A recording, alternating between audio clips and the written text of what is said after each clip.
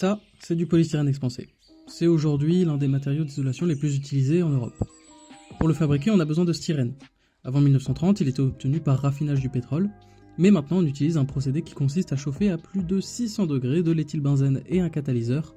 Ensuite, on fait polymériser le styrène tout en y ajoutant un gaz d'expansion, du butane ou du pentane. Tout ça nous donne des petites billes de polystyrène prêtes à s'expandre dès qu'elles seront exposées à de la vapeur d'eau sous pression.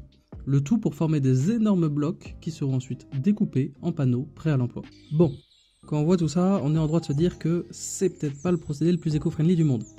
Et à juste titre. Et c'est là qu'entre en jeu ceci. Et comme on peut le voir, ça ressemble étrangement au PSE. Sauf que cette fois, pas de pétrole, pas de synthèse à 600 degrés, pas de gaz d'expansion, juste une plante, le tournesol. Ou plutôt ce qu'on trouve à l'intérieur de sa tige, la moelle de tournesol. Cette moelle a une structure alvéolaire, qui rappelle celle du PSE. Ça lui donne de très bonnes propriétés isolantes et une bonne tenue au feu. Et quand on en fait des panneaux, ils ont des propriétés mécaniques satisfaisantes. Bon alors, qu'est-ce qu'on attend? On y va?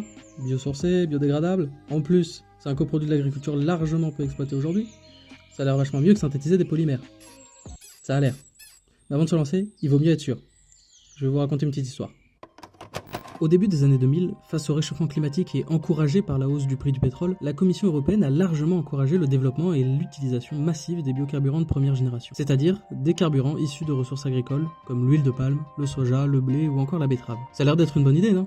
C'est bio. Le problème, c'est que produire ces biocarburants monopolise des terres agricoles, détruit des écosystèmes, encourage la déforestation et entre en concurrence directe avec la production alimentaire humaine. Avec cette solution, on observe donc plus un déplacement d'impact environnemental, alors que le but initial était une réduction. C'est précisément pour éviter ce genre de cas que la fin du XXe siècle a vu proliférer des méthodes et des outils d'analyse des problématiques environnementales. Parmi elles, on retrouve l'ACV, l'analyse de cycle de vie. Son principe est assez simple, c'est de prendre tout en compte. Du moins dans la limite de la méthodologie choisie et de ce qu'on peut faire. On va par exemple prendre en compte l'extraction des ressources, leur transport, leur transformation, leur utilisation, leur fin de vie, etc. et calculer l'impact que ça aura sur différents critères comme le CO2 émis, l'eau utilisée ou encore l'acidification des océans. Et c'est là que mon travail commence. L'idée, c'est de modéliser au mieux le cycle de vie de la moelle de tournesol.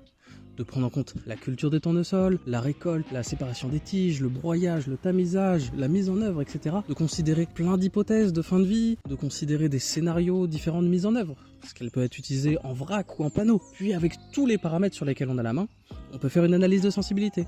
Voir quel facteur a le plus d'impact, quel facteur peut être négligeable, pour ce qui est de l'impact environnemental, des propriétés thermiques, du coût, etc. Et ensuite, on peut aller encore plus loin, en faisant ce qu'on appelle de l'optimisation multicritère. Pour des panneaux isolants par exemple, on va simplifier et prendre seulement deux paramètres, la quantité de liant et la pureté de la moelle utilisée.